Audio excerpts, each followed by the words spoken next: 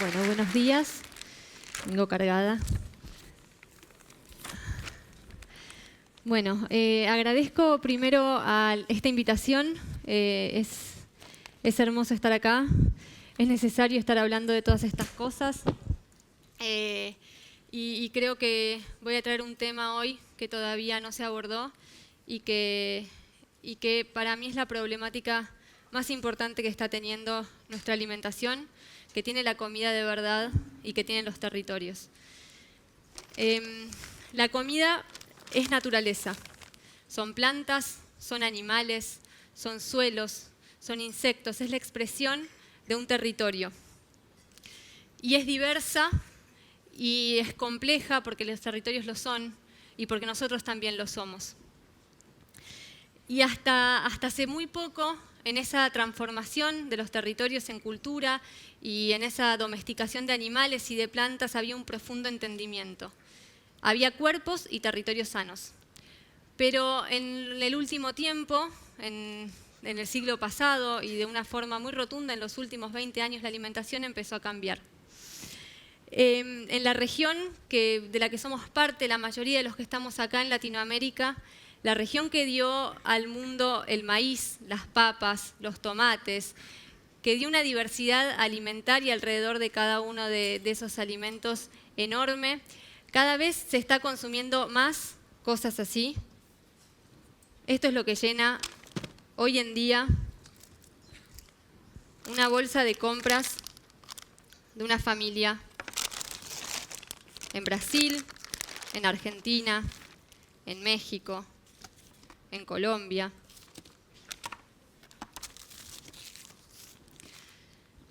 Yo soy periodista y en los últimos años me dediqué a investigar esta transformación alimentaria.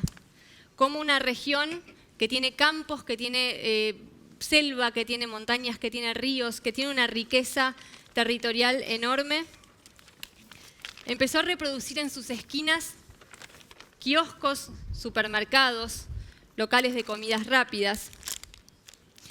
Empezó a alejarse de los alimentos que nos hacían diferentes y que nos hacían ricos en esa diferencia y empezamos a comer cada vez cosas más iguales. Cuando empecé mi investigación, lo hice siguiendo qué estaba sucediendo con la alimentación de mi hijo. Yo tengo un hijo grande que es adolescente. Cuando él tenía 10 años empecé a encontrar que él más que alimentos quería marcas, quería productos, quería cosas que le parecía que satisfacían todos sus deseos y que yo compraba como su adulto a cargo y la persona que le daba de comer. Había un entendimiento maravilloso. Yo buscaba nutrientes, él buscaba personajes y en esa búsqueda dábamos con todas estas cosas que creíamos que por supuesto estaban bien. Lo que yo no sabía es que gracias a esta alimentación, mi hijo a esa edad comía todos los años 30 paquetes de 1 kilo de azúcar por año. Solamente con el azúcar que estaba escondido en estos productos que fueron tomando su alimentación. Y lo que yo tampoco sabía era que esa cantidad de azúcar que él comía, su propio peso en azúcar todos los años, a los 10 años, era la misma cantidad que comía un chico promedio en cualquier ciudad en nuestra región. Un chico sin ir a kioscos, sin comer desmedidamente chatarra, ¿no? Comiendo comida. Estos productos no estaban señalados como un problema hasta cuando él era chico, cuando él nació, hace 15 años. Hoy en día esto empezó a cambiar. Hoy en día estos productos están cada vez más señalados como un problema.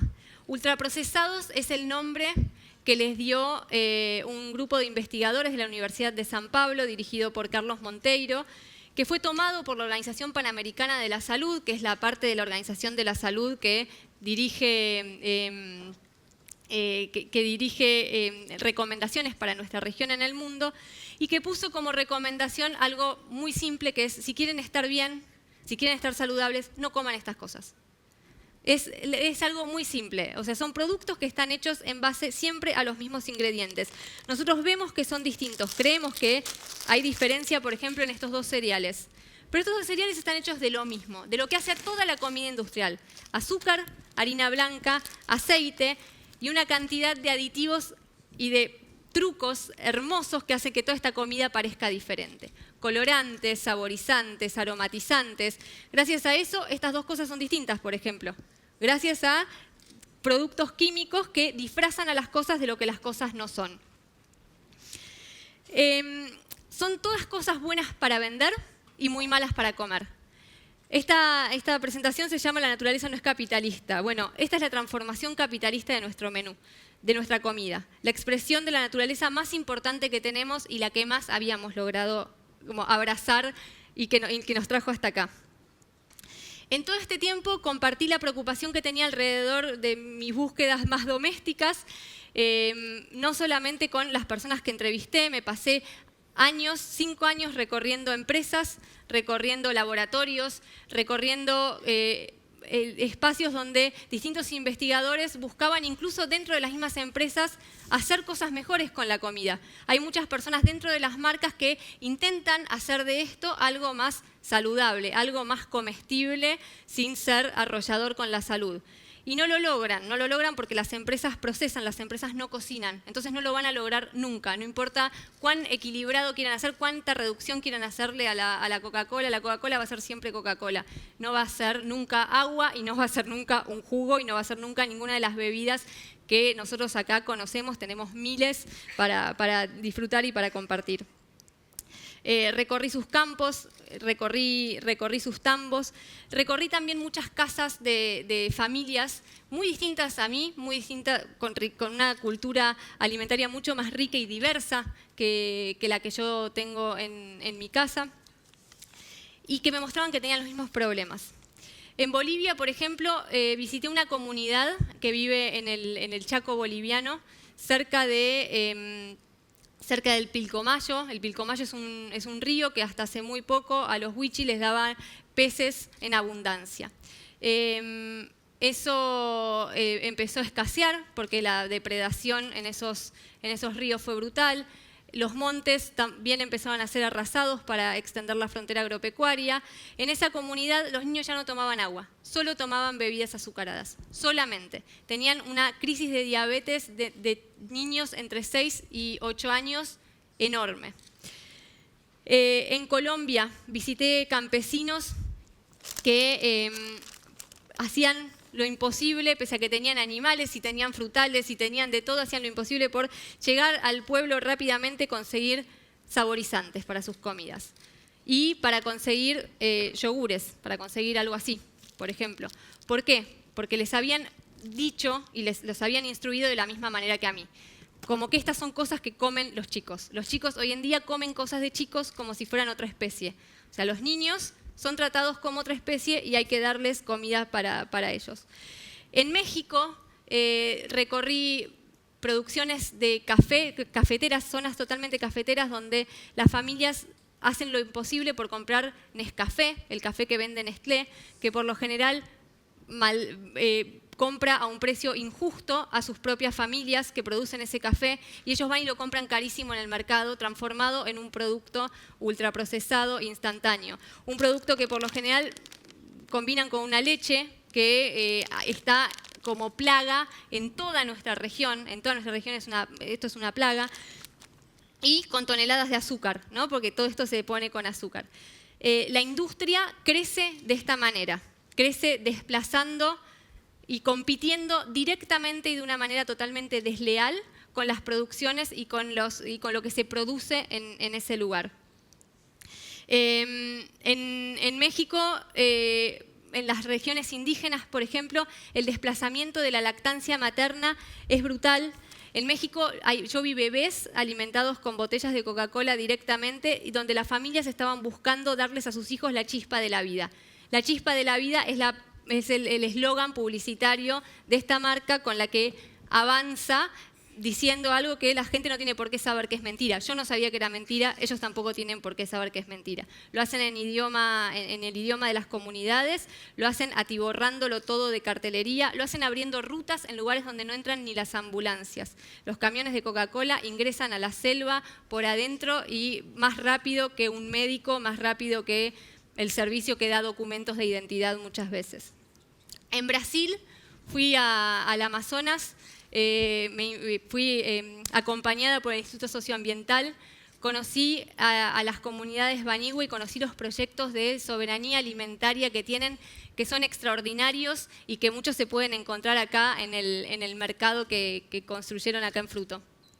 Sin embargo, cuando me junté con las familias, cuando me junté con las mujeres de esa comunidad, compartían los mismos problemas que tenía yo en mi casa y compartían cómo en su casa los niños pedían pan a la mañana, pan de harina blanca, en un lugar en donde se produce mandioca y donde lo que se consume es vellum y lo que hace saludables esos pueblos es eso, y lo que da sentido a ese territorio es esa producción diversa, rica, nutritiva. Ellos veían cómo esos productos, cuando se los daban, cuando permitían que eso se consumiera, cuando ingresaban a sus casas, deterioraban obviamente el bienestar de esos niños, a los niños les dolía la panza, se sentían mal, y sobre todo deterioraba la comida compartida, los productos ingresan y deterioran el espacio de alimentario común que había. Yo presencié inclusive en un almuerzo cómo entraban dos niñas con un paquete de snacks al almuerzo y cómo comían solas. Entonces, este sistema alimentario, esta opción alimentaria daña el tejido social, corta las raíces, hace que esos niños no puedan, si continúan y si persisten en esta forma alimentaria, no entiendan después por qué su territorio es tan importante. Si su territorio no les da esto no sale del Amazonas, y si sale es a costa de una desgracia. Muchas veces me dicen, bueno, en realidad siempre fue, hace muchos años que es así esto, ¿no? Que las personas están comiendo estas cosas. Y no es real. A fuerza de tratados de libre comercio, a fuerza de publicidad inescrupulosa, a fuerza de acuerdos con los gobiernos que rematan la salud de las personas sin ningún miramiento, que dejan que ingresen a sus programas sociales estas marcas, los productos ultraprocesados en nuestra región se consumen cada vez más. En los últimos 20 años, lo voy a leer porque en los últimos 20 años Uruguay consume un 145% más de ultraprocesados que hace 10 años. Perú, 121%. Bolivia, 151%. En México se comen 214 kilos de estas cosas por año por persona. En Argentina, 194 kilos. Y mientras todo esto avanza en nuestra región del mundo, en los países más educados, en los países del norte, en los países donde hay más información, la venta de esto está disminuyendo. Se vende menos, no se vende más. Un 9,8% menos es más o menos lo que consume de menos Canadá y Estados Unidos en el mismo periodo.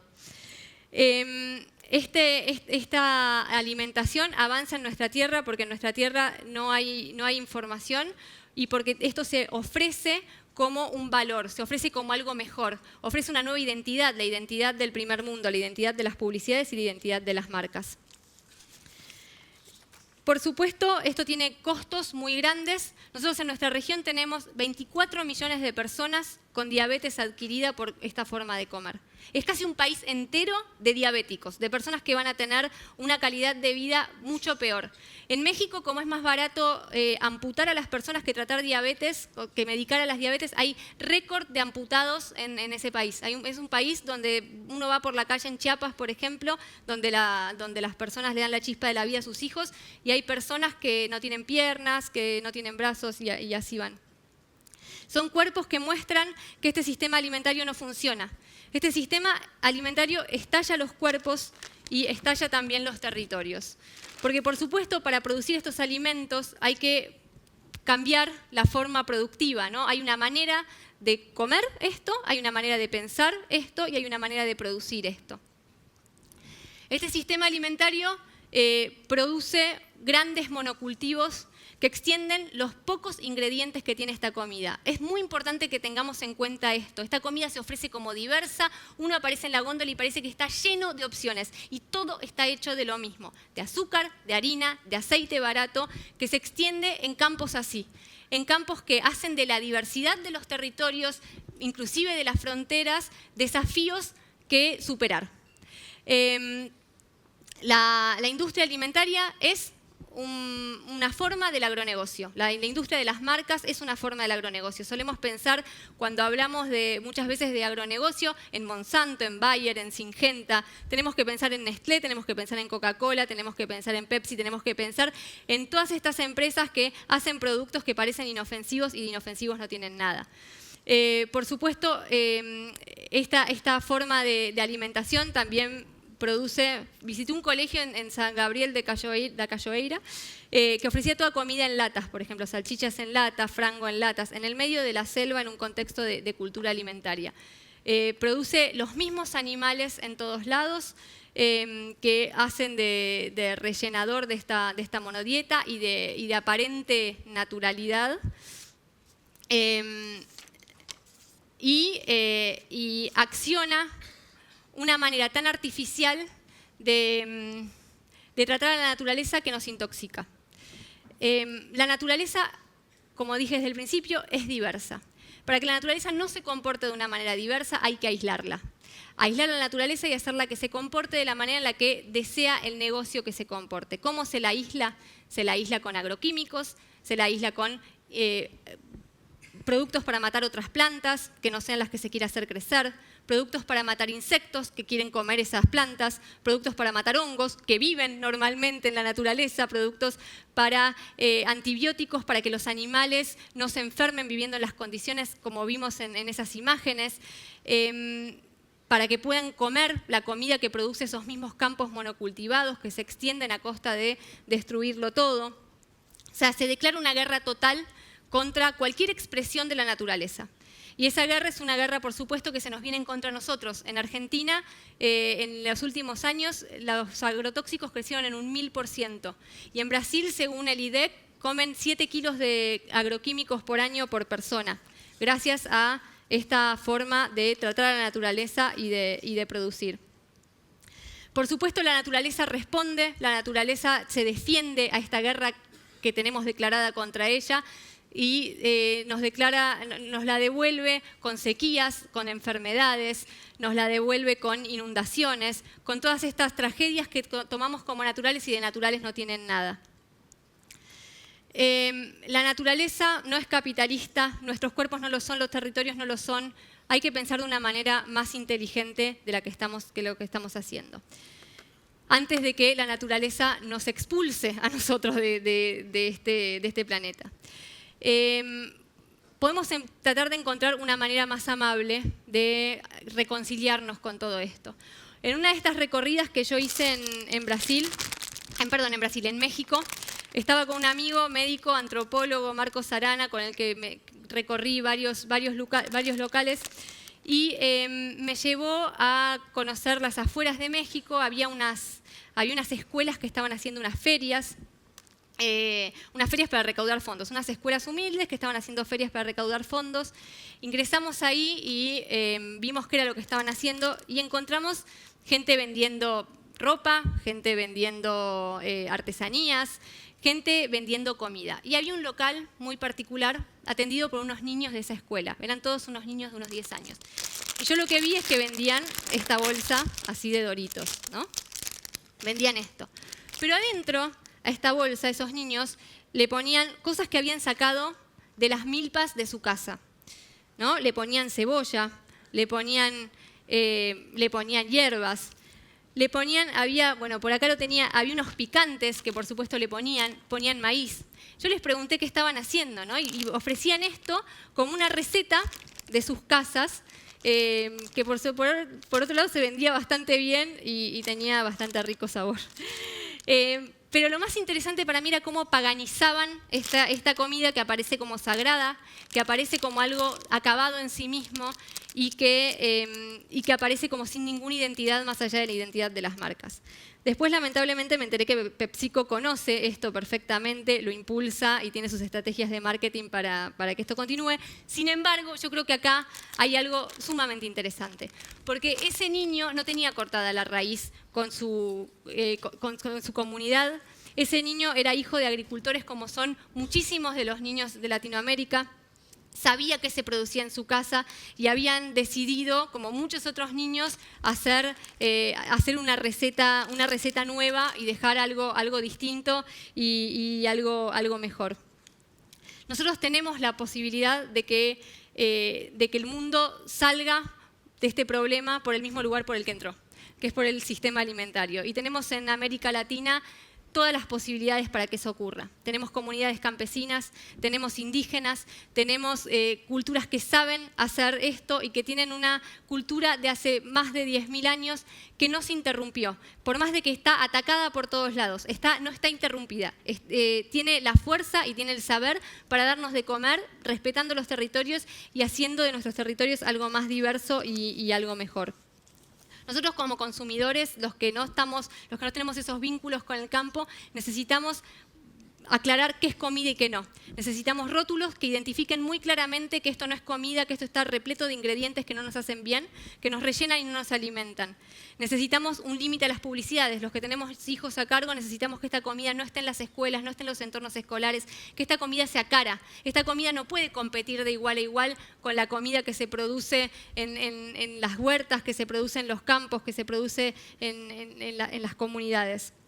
Hay que abrir espacios de comercialización, de comercio justo para los alimentos de verdad. Y es muy importante, ya que están trabajando con comida de verdad y que hay muchos cocineros acá, que se involucren también en demarcar qué no es alimento, porque muchas veces a las personas las personas tienen confundido esto. Todo por comida pasa todo. Esta idea de tenemos que comer de todo pasa que se tiene que comer esto también. Y acá hay un enemigo muy grande, porque las empresas ven en la cultura alimentaria un problema y están totalmente decididas a acabar con eso. Obviamente el propósito final es territorial, el propósito final es el del acaparamiento de tierras y es el de la expansión de sus cultivos en nuestro territorio.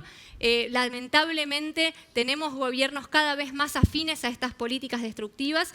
Tenemos que impulsar y tenemos que volvernos políticamente activos para proteger nuestro territorio, para proteger a las personas que saben, para pedir demarcación de tierras, para pedir libertad productiva, para pedir que las semillas sean un recurso de todos y para que la comida sea algo para alimentar, bueno para alimentar antes que bueno para vender y que sea lo que es un derecho humano. Muchas gracias.